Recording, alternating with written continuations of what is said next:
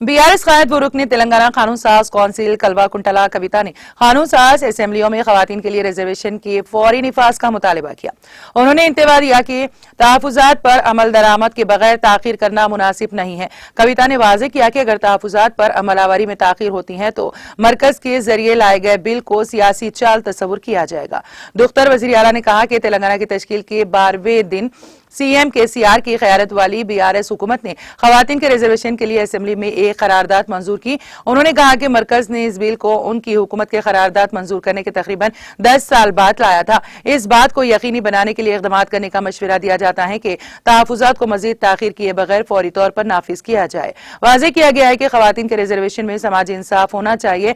उन्होंने कहा कि मरकजी हुकूमत को ओबीसी खवातीन को खास तौर पर SC ST खवातीन को तहफुजात फराहम करने की तजवीज़ के मकतूब पर रिजर्वेशन देने के बारे में सोचना चाहिए।